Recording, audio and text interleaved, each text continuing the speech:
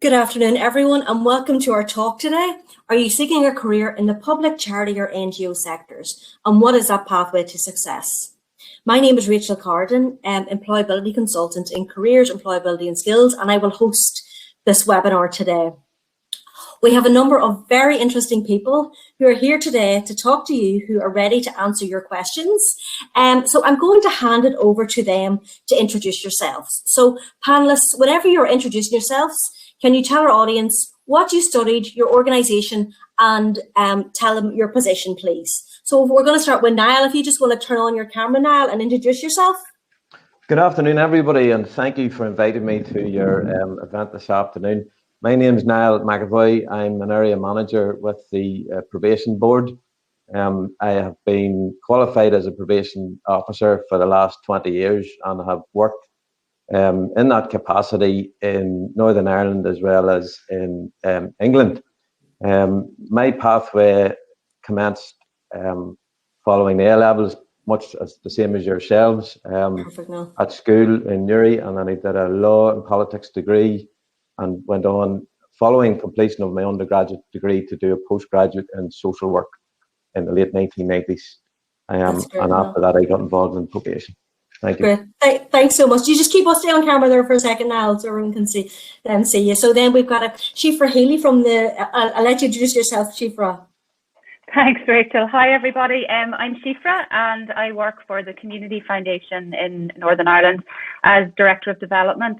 So I've been in the voluntary sector now for almost 30 years, and I'll talk through later on with you my path through that. Started with a degree in hotel and tourism management, which was nothing to do with the voluntary sector, and then entered the voluntary sector, and I went back and did an MSc in executive leadership about 6 or 7 years ago.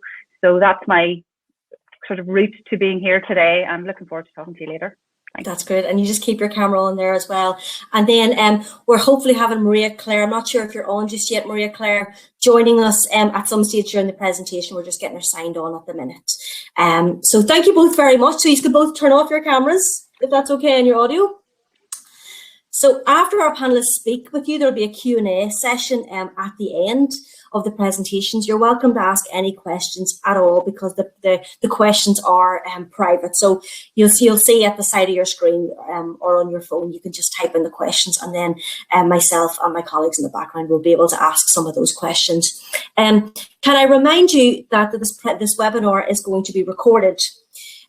So I'm just going to move the presentation on. So can I remind you that it's going to be recorded, and please feel free to go back and look at it any time. It's going to be on our careers, employability and skills past events website. So please make sure you take some time to reflect on the different things that you're going to hear today. So I suppose now it's time to let's get started. So one of the reasons that we're doing this particular webinar is also in the lead up to our work experience and placement fair that's happening tomorrow, just to keep that in mind. And the reason that you've joined us here today is to understand what a successful career looks like in the public, charities and NGO sector.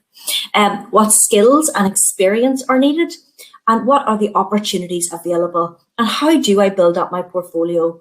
Because developing a career in these sectors can be slightly different than a traditional pathway of maybe doing a placement and then that placement moving into a graduate role. So like I said, there's a number of great speakers here today to answer some of those questions. So let's get started then with our presentations. So the first presentation we're going to have is from Niall. So Niall, I'm going to hand it over to you. Thank you, Rachel. Thank you, everybody, again for inviting me and having me here at your panel this afternoon. I am going to speak about my own career path into the Probation Board, from its humble beginnings when I was an A-level student at school, through to my undergraduate years, subsequent voluntary experience, and then returned to full-time education as a postgraduate social work student. So my sincerest hope is that I nurture some interest amongst yourselves in the job and role of a probation officer, and the rewards that it can bring you as a lifetime career, and as a interesting and rewarding job that will hopefully provide you with a lifetime of professional satisfaction and experience. So if I move to the right and start my presentation, and as I mentioned earlier, I gave a brief overview of my career pathway into the probation board. I graduated in 1993 with a law degree in law and politics from the University of Birmingham. Following my graduation, I commenced employment with the Simon community, Northern Ireland, in a number of projects in Newry, Derry and Belfast. And I think that those were key years in the mid-90s because they gave me an interest in working with people, working within communities, very often with people who were struggling with the challenges that life was throwing at them, and often falling foul of the criminal justice system. And I suppose that's where I probably got my first experience of working with probation officers. Following my time with the Simon community, I was fortunate enough to secure voluntary experience with the probation board, working with juveniles and in a juvenile program in the Craigavon area. And again, it was through my voluntary work there where I gained much more experience working at the interface with probation officers and also with a core group of juvenile offenders. So we're really talking about fairly early period in my career. I was in my 20s then, where I got good experience and very worthwhile experience working with offenders and work with their families. It was from those years working with Simon community and working with PBNA as a volunteer that I was fortunate enough to secure a place on the University of Ulster postgraduate diploma in social work at the McGee campus. So for 2 years, I studied for my social work professional qualification. As you probably, a lot of you will know, the placements were really the key components of my academic training, as they, in many respects, signpost you as to the area of social work that you're going to involve yourself in. So my first placement in 1988 was with learning disability adults living in residential, supported residential communities in the North Down area. And my second placement was with PBNA, split between the custodial setting in McGilligan and one of our community offices in Derry. Again, that was a challenging and very rewarding placement because it was in that final part of the qualification where I got my grounding, got my foundations in working as a probation officer. So at the end of the summer of 1999, June 1999, I qualified from University of Ulster, and often life throws at you curveballs, and on this occasion, I ended up returning to Birmingham, where I did my undergraduate degree, this time as a qualified probation officer. And I worked in an inner city part of South Birmingham for almost 2 years. Again, very rewarding experience. I was working with a large caseload of 30 to 35 men and women who had to be supervised on statutory orders from the court. So this was my first taste of working as a professional probation officer, and I'm going to speak to you later in the presentation about what the main roles are. Again, it was a shock to the system.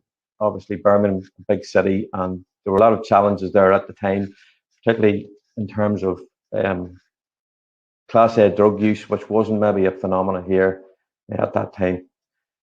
2001, I returned to Northern Ireland. I'd actually met my wife the year before, and I returned to settle here for good. And I commenced as a probation officer that year and have been employed with the probation board ever since. So basically that is my summary of my career into and pathway into probation out of my social work training. So you're probably wondering what the main roles are as a probation officer, and your chief responsibility as an officer of the court is for the management and supervision of individual offenders in the community, and also working with them in custody before they are released to the community. So the management of offenders basically involves, in a nutshell, supervision of service users through offices dotted throughout Northern Ireland, and holding them to account, supporting them also to get through the orders which would have been made by the courts. So it's our chief responsibility to discharge supervision of the orders. In many cases, these community orders are an alternative to custody. And in the main, individuals are sentenced, if they aren't sentenced to custodial sentence, to a period of probation or community in service, or a period of enhanced probation. And we would supervise them and ensure that they complete the tasks that were set before them by the court to address the reasons why they're getting into trouble, with the outcome of desisting from further offending.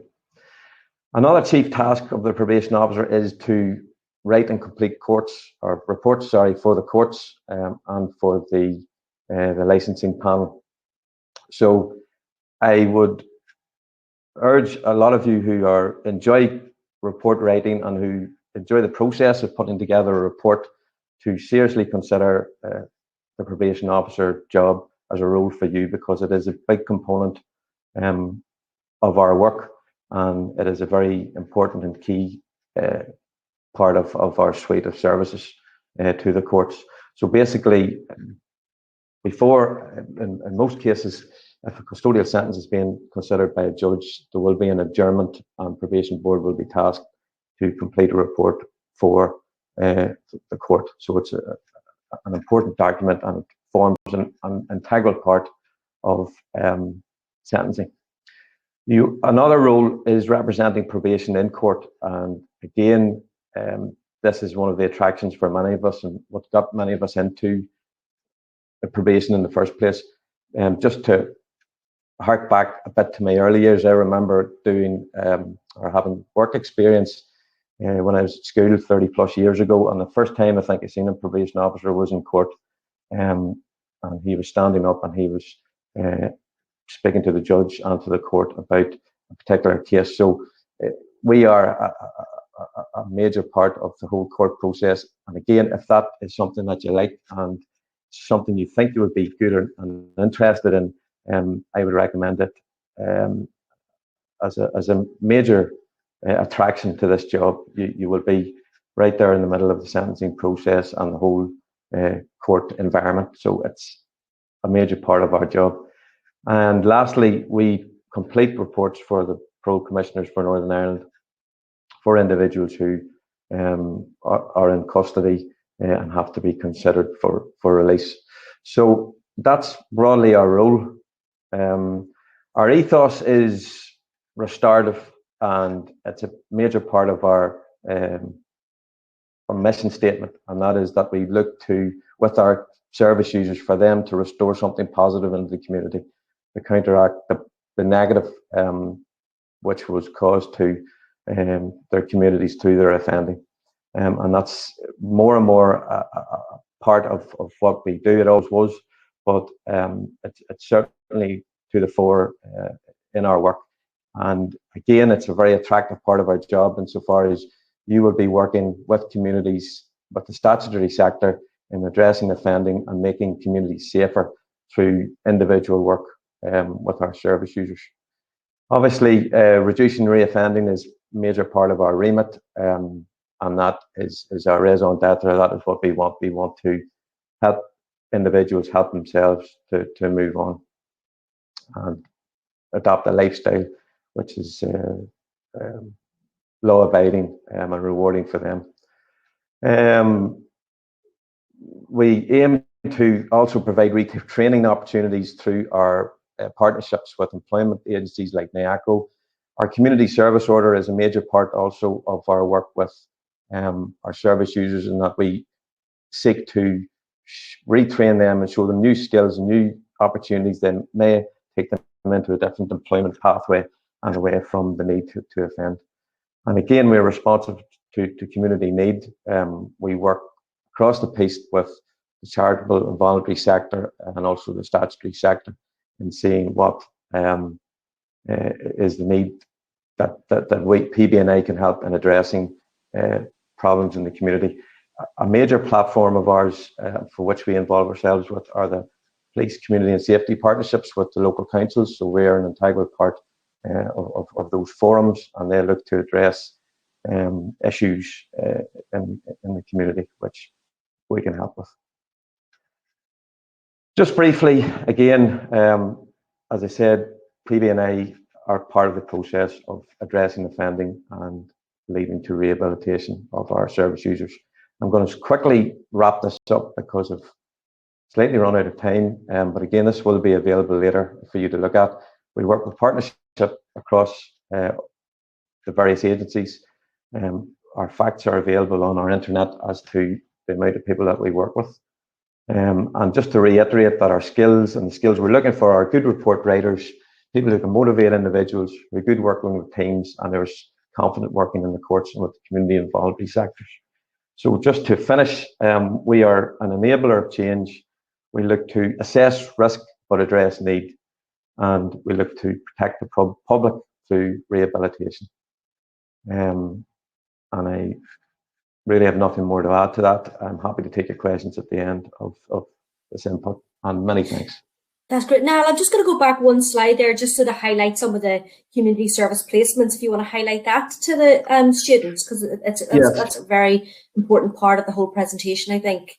Yes, Rachel. Community service placements are dotted across Northern Ireland, and basically if an individual is sentenced to a community service order of up to 200 hours, they have to complete voluntary work with our staff in the community. So, for example, we would have a placements in Armagh, Newry, the areas that I manage, which seek to tidy up local areas, remove unsightly graffiti, remove or address fly tipping in various areas. We also have community service placements in more rural areas away from the urban centres, and again, it's about tangible work completed by people to better local communities, and we really can't do that work without our partnerships with local providers who provide us with these opportunities. So it's a big part of our suite of services, and again, judges and sentencers love it because it's a tangible example of putting something good back into the community, and it's restorative in nature.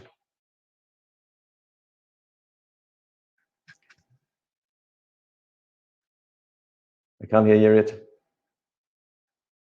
Sorry, Niall. Don't forget to send in your questions for Niall after that presentation. He's waiting to answer the questions that you have. So thanks, Niall, very much. Thank you, Rachel. And you can turn your camera and your audio off now, please. So I'm going to move on. I'm just going to move on. So we've got Shifra. If you want to come on ahead on, Shifra, with your camera and your audio. Shifra is from the Community Foundation NI. So like I said, please send in your questions for Shifra. Thanks, Rachel. Lovely to be with you all, and thanks for the invitation. So I'm just going to start by just talking you through my career so far, and actually in the middle there is the Simon community, and Niall and I obviously worked for the same organisation at one stage, but I don't think our paths crossed.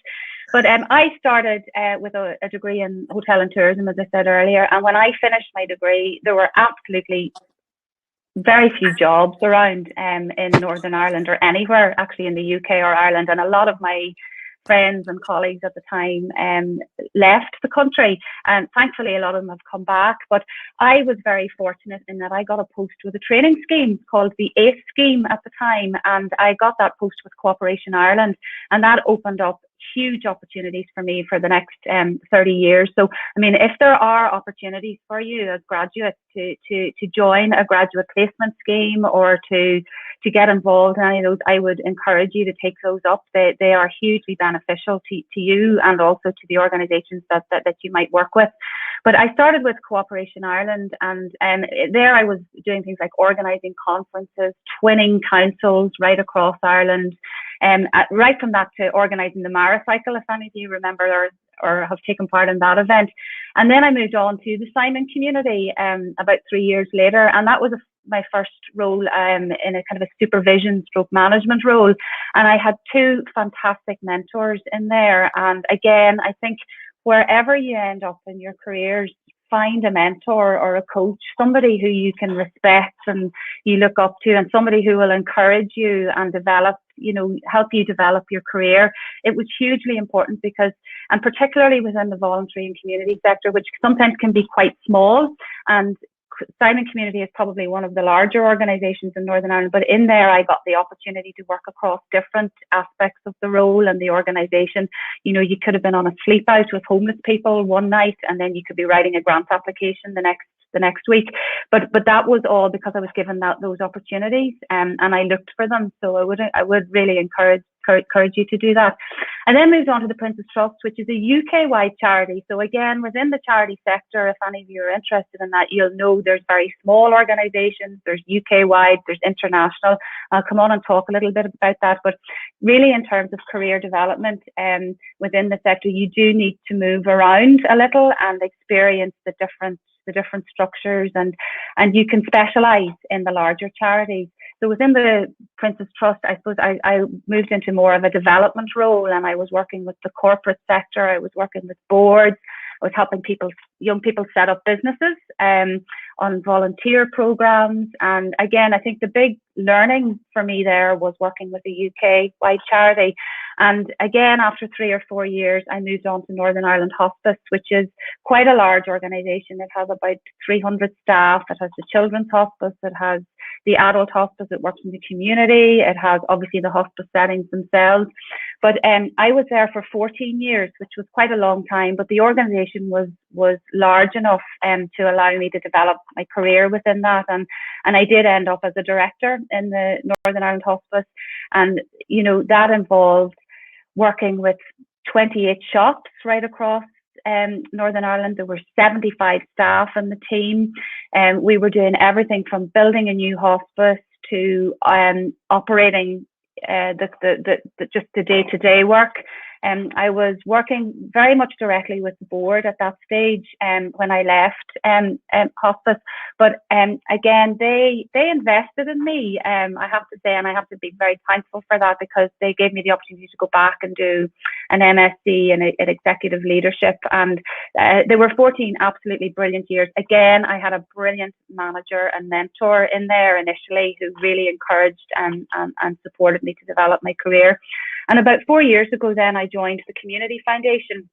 And what's quite different about that is that it's not specific to one cause. It is about the community in Northern Ireland. And that is what attracted me there, in that I have an opportunity now to be working across many different causes, many different charities, and helping and advising people to give away money, which is a lovely job to do. But in the meantime, I have joined a few boards, which again, you can start that now. Charities right across Northern Ireland, from small community groups to the bigger international charities, are all looking for people with very, very different skills, and that is often a way into the sector. For me, it came later in my career, and I joined the Association of Charitable Funders, and I'm also on the board of Bryson Charitable Group. So you kind of need to be moving constantly throughout your career if you want to develop it, and also experience working in different sectors of the voluntary sector. But like, no 2 days are the same, and I really can't stress that, because there's some days you could be meeting a bunch of refugees and asylum seekers in the morning, and then you could be presenting to CEOs and chairmen in the afternoon, and then meeting heads of state at a dinner in the evening. And I absolutely love that about the variety and the way my job works. And there are jobs that are very much 9 to 5 in the voluntary sector, but that's not the type of job I'm in, but they do exist. Just a little bit about the sector generally for you. There are over 10,000 charities in Northern Ireland, so there's a huge variety of them.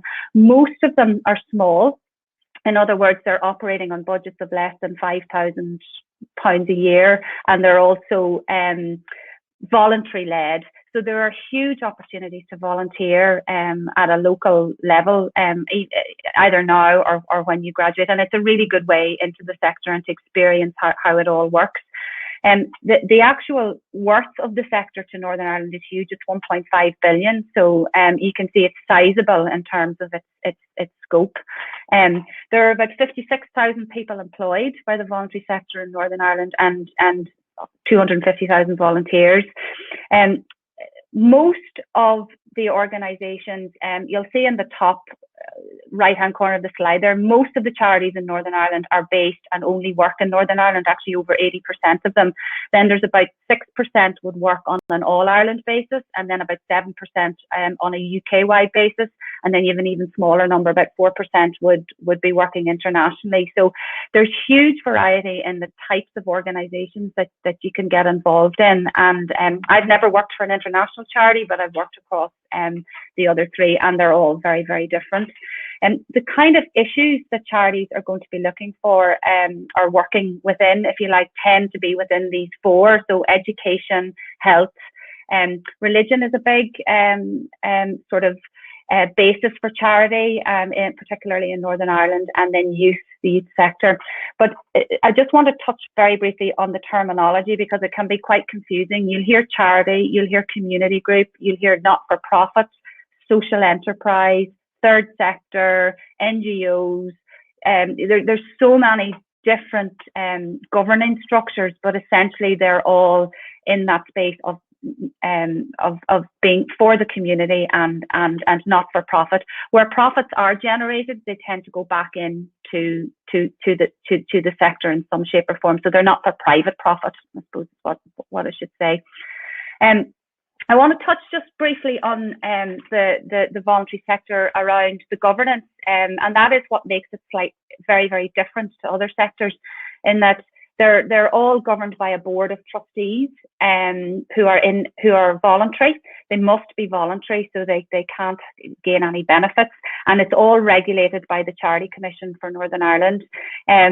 The financing of the voluntary sector is quite an interesting thing, just for any of you that are interested in finance. If you look over to the right side of the slide there, you'll see that 75% of the funding for the charity sector comes from public funding. And by public funding, I don't mean the general public, I mean the statutory services.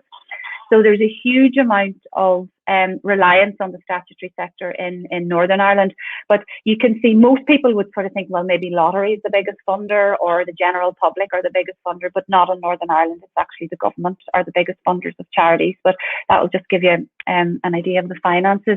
In terms of the cultures and the values are often quite different within the voluntary sector, and they tend to be shared values, and it's a very independent sector, so it values its independence very much. And I'm particularly talking here about the Community Foundation, where we would be very careful not to get dependent on any one particular funder if we're accepting funds, and we like that independence of being able to challenge systems and challenge the way things are done, and often challenge government as well as society around things. So it's that those sort of values are very, very important. It tends to be a much more of a holistic approach to things in the voluntary sector, and it's a very empowering sector. And the people whose voices aren't always heard get heard, and there's a huge move for that at the minute, even more so within the voluntary sector. You'll have heard a lot through COVID about the BAME community, and you'll have heard a lot about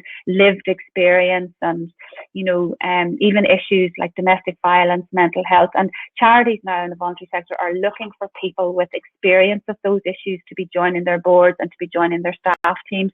So I'm sure there are opportunities for many of you out there, even as a result of COVID. The career opportunities, I talked about the different sizes of charities. If you want to specialise in a particular profession, it's hugely possible within the voluntary sector. So you can be a HR specialist, a finance specialist, you can get involved in campaigning, communications, administration, but that tends to be probably in the bigger charities. The much smaller ones, you're a little bit of a jack of all trades when you go in first, and then you can specialise afterwards. But it's great for building up your experience, and again, particularly if you can find a really good mentor. So that's just the point there about a specific profession or being. I think going in with the attitude of being very flexible and that learning kind of approach to things, and is a huge advantage within, because those opportunities exist if you have that attitude in the voluntary sector. There's also opportunity to move between the sectors. A lot of people will spend time in the private sector or even the public sector in government organisations, and then move in to the voluntary sector later in their career. So that certainly does happen quite a bit.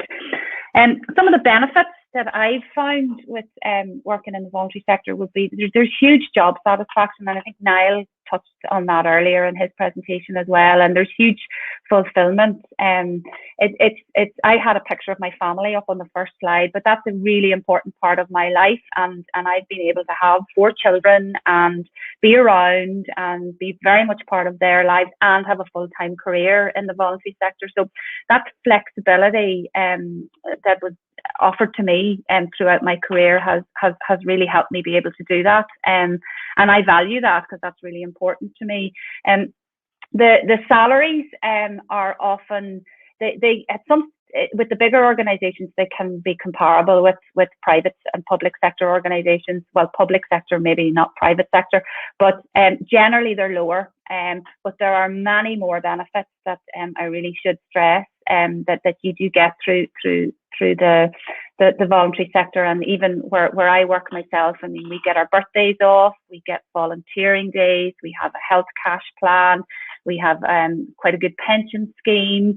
There's just all the flexible working, being able to work from home, all of that, and people value that. I think there's a real shift to that as well in organisations, and it's really important. And there's also a lot of benefits around travel, and particularly if you're interested in international travel, working for an NGO or a voluntary organisation that works internationally might be a good opportunity to do that and to experience different cultures and different ways of working. And I do work with a lot of people who have come from that sector. And locally, plenty of opportunity to travel within the voluntary sector. And again, huge opportunities for career development. I don't want to go over them again, but I've highlighted how it has helped me, and that does exist.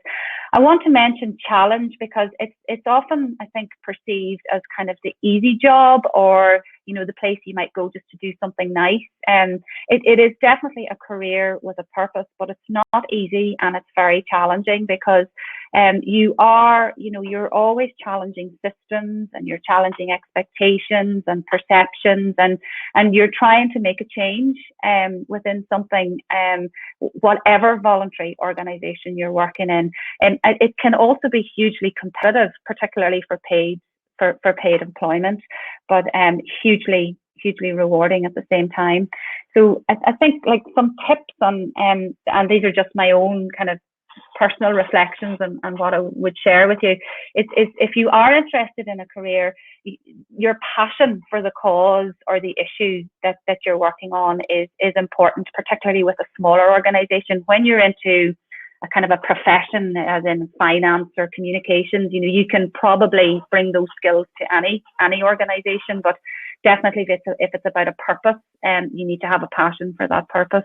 And research the cause, find out the charities and the different organisations that are working within that, and look at who the staff teams are, look at the structures, see where you might fit in, or where you have an aim for what you might like to work in. Ask is a huge part. I think voluntary sectors, particularly around volunteering opportunities, don't always advertise them. It's often about keeping in touch, sign up to their newsletters, ring them up and speak to the HR person if they have a HR person. If they haven't, speak to whoever answers the phone and ask them, are there any opportunities? How can I get involved? And there are some charities that specifically deal with volunteers, like Volunteer Now, that you could approach and ask them. I would encourage you to volunteer. When it comes to interviewing for a paid member of staff within the voluntary sector, we do look very much at the experience. And sometimes as a graduate, it's very hard to have years of experience, but you have an opportunity to have voluntary experience, and that will be taken into account. And it also lets you experience the voluntary sector and gives you a really good insight as to how things work. If you have an opportunity to do an internship or a placement, I would encourage you to do that. Again, they maybe don't always advertise those, so I'm not au fait with how the universities support you with that, but they can approach voluntary sector organisations as well and promote that within the sector, just to build and develop your CV in whatever way you can. And I think that's it from me. I'm really happy to take any questions again at the end, and really hope that's helpful. Schaefer, that was great. Thank you very much. There's a number of questions coming in about the presentation, so we're going to come back to it. I'm just going to go on ahead. Maria Claire, unfortunately, from HMRC has not been able to join us. If you just want to turn off your camera for a second, Schaefer, and your audio. She has not been able to join us, so I'm just going to we'll just flick through a presentation here just slowly, so that anyone that does decide to watch this presentation back can just have a look at some of the opportunities that there are available in HMRC, and obviously the fast stream. And if you do have any questions about that presentation, do feel free to email us, because I know that Maria Claire would be happy to answer any of the questions that you have. So I'll ask Niall and Schaefer to turn back on your cameras and your audio, if that's okay. And I'm just going to start with some of the questions that are coming in. So I've got some on different screens here. So the first one is for Niall. Niall, what would you advise students to do to build skills and experience they need to move into the probation officer role? Well, I would go back to the start of my presentation, Rachel, and tapping also into what Schaefer said earlier, and it's about getting good experience with, in particular community partners, for instance, the Simon community or restorative justice projects, if they are working in your community. And also, again, echoing what Schaefer said, getting a mentor or getting somebody who's going to inspire you and lead you forward into the role, if it be the probation board. But I would even just suggest simple things like, if you get the opportunity to visit a magistrate's court when the courts reopen again, it's within your gift to attend a court and see what probation officers do and how they are part of the process there. So it's basically about working with that particular group of people in the community who are getting into bother and getting into trouble, and about identifying voluntary work where you think that you can start that work. And with me, it was the Simon community and other partner agencies. That's really where you plant the seed of interest, and that's where your career develops from. Okay, that's brilliant. And Schaefer, do you have any comments on that? Obviously, coming from the voluntary sector yourself, you've been able to build up your own portfolio to where you are now. How important was it for you to build up that portfolio, both from a voluntary standpoint and then from a paid standpoint? Yeah, no, I think it is important. It's like what the voluntary sector employers, if I look at it from a paid role perspective, they look for flexibility. And if you have volunteered and you can talk from experience about having volunteered or worked somewhere, it's a huge benefit. And I don't think the voluntary sector is any different anywhere else in terms of, looking for people with the right skills and the right attitude, if I can phrase it like that, for a post. But if you're, able to be flexible, and you're showing, that you've put yourself forward, and you've gone and looked for volunteering opportunities, and you've enjoyed them. I mean, that is the other thing, that the passion is really a huge part of working for the voluntary sector. And people leave the voluntary sector because they don't have that, or the culture's not right, the values aren't right for them, and that's okay. But definitely to try and get experience of volunteering somewhere, and there are many opportunities to do that. And the opportunities that you mentioned. We have a question here: is there a particular website or database of different organisations for the voluntary sector in NI? How do you look for those opportunities?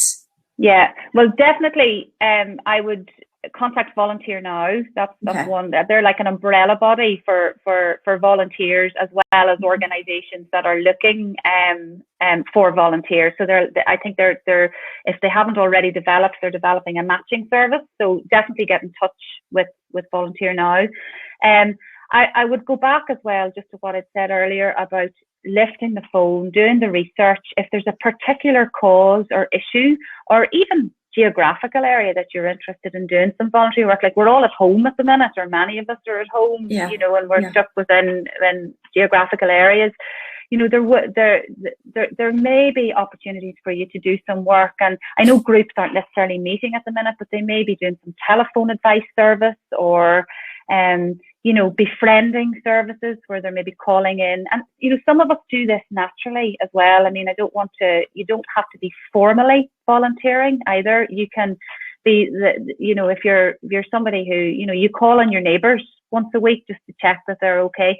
Put that on your CV when you're applying to the next organisation. That just shows your sort of the type of person you are, your values, and again, even just your experience. All of that's really important. Yeah, and one of the things that you both touched on there was mentoring and finding volunteer experience. Yeah. If you look at networking involved in that, how important was it? And how important was networking to yourself for maybe a student that is watching and isn't particularly a good networker? Yeah. Do you want to take that? Yeah. Now, do you want us to go ahead now, and then we'll go to Shifra? Yeah. Well, in my experience, networking locally was key.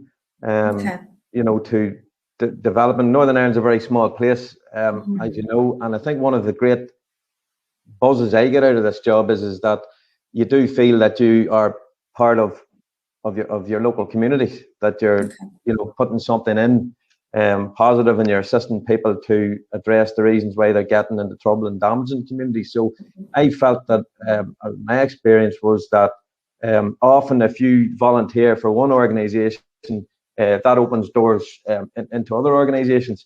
And even something maybe mightn't be as obvious. For instance, if you're involved, say, in sporting organisations, and as Shifra said, particularly in the pandemic age, you're helping out locally. That's all key, because our work, and probably the same as with Shifra's work, is we are looking for leaders, really, for people to affect change and to show how people can develop a better way of living and a more rewarding way of living. So in my case, it was both Shifra and I were semi-community graduates, so to speak.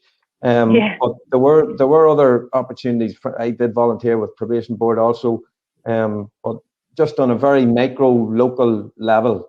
And you will find that will open doors, and dominoes will fall in terms of the experience that you can build up in your CV for getting on the ladder if you want to become a probation officer. Okay, and Shifra, do you have anything to add there? I would absolutely reiterate everything Niall has said, but just something that has changed for us all in the last year has obviously been COVID, but a lot of events have moved online, and a lot of the kind of traditional networks maybe aren't meeting face to face anymore. So you need to work a little bit harder about where people are meeting and join those. So if again, in the voluntary sector, if there's a particular charity you're interested in volunteering for, I would sign up to their newsletter. Make sure you're signing up to their online events if they're having them, if they're doing any consultations around issues, respond to them locally. But it is, you know, they definitely, those traditional forms of meeting as groups have waned slightly. Hopefully they'll come back, but you kind of need to search and sign up for some events now. And even just talking from the Community Foundation's perspective, like we do what we call Seeing is Believing, where we bring people out to visit projects and see what the challenges are in the community, and you need to sign up for those, but that you won't get the invitation unless you're on the newsletter. So it's just thinking all of that through. Where do you find the networks? And that's back to the types of issues that you're interested in. I would encourage you to look at that as well. Okay. And another question in here, that with the voluntary sector, you know, there may not be, you know, funding can be an issue, and you know that can put people slightly off joining the voluntary sector, although it is their passion. What advice would you give to someone who maybe has that niggling at the back of their head?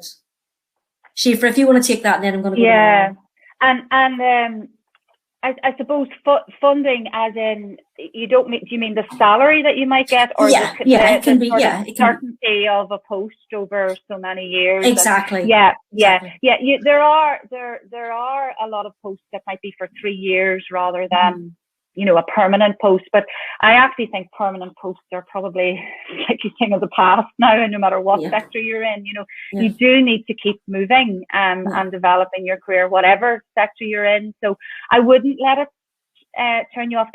But if you don't have the passion for the voluntary sector, that I think that's more important. You will always make it work. And my career has all really been about development and income generation, and you know, there's always money somewhere. I mean, I will say that. I mean, it moves around, and but where you know, where there's a will, there's a way, and there's always need, and there'll be need for your skills. So don't let that put you off. And I think particularly as a graduate, I mean, you're starting off in your career, you know, you can't expect either to come in as the CEO.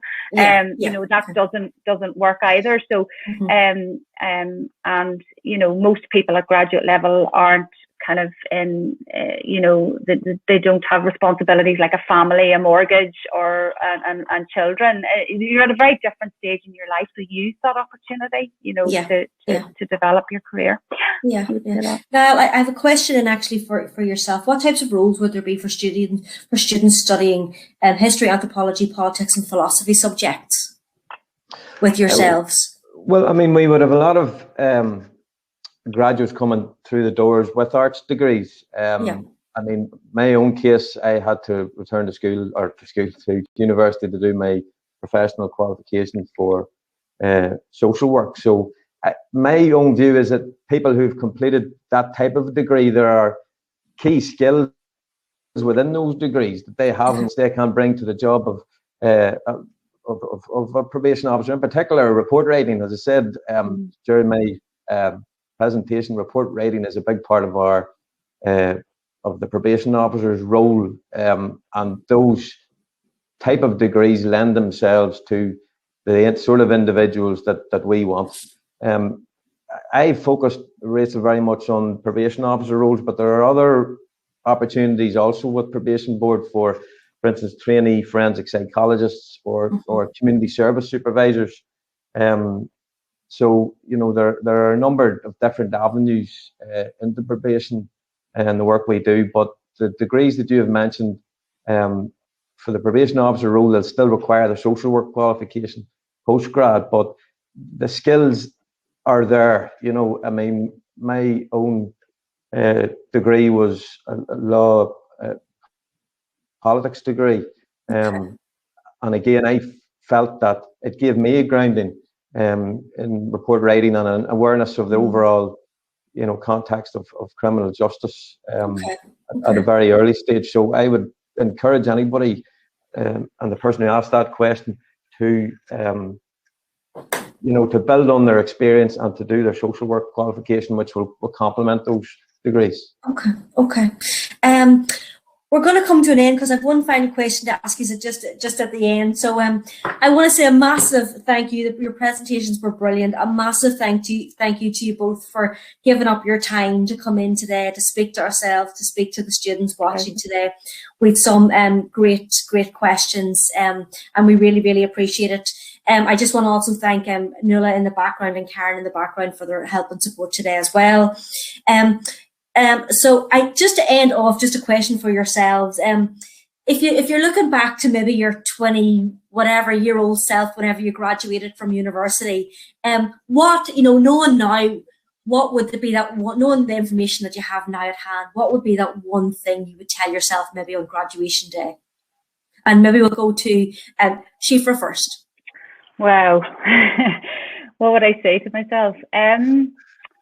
I would say take every opportunity going, and seek them out as well. They don't always just land, and I think I was very lucky with the ACE scheme, and that started me. But I did have to kind of work and push myself to kind of get out of my comfort zone a little bit along the time. So I think definitely that, and a really good mentor, find somebody within whatever profession or sector you're in that inspires you. That would be the two things. Okay, great, thank you. And Niall, what would you tell yourself on graduation day? Well, I would tell myself to not panic, that things will work out and you will get the career that you deserve and that suits your skills. But I would echo too what Shifra was saying. Make sure you do speak to people who are in the job and who are going to light that fire within you, because that's the best, I think, starting point for a lot of us when we were in our early mid-20s, is that we met either an individual or a number of individuals who cultivated the interest and encouraged it, and to keep going. And again, back what Shifra said was, access all opportunities, even if they don't appear to be remotely connected to your career path. They will be, because all skills are very much transferable, and particularly in this pandemic age where volunteering and helping out our neighbour is key to us getting through it. Those are brilliant skills which you will bring to whatever role you're going to take, and not to underestimate the importance. Okay, that's great. You can just keep your cameras on there. I'm just going to go through just a few more details.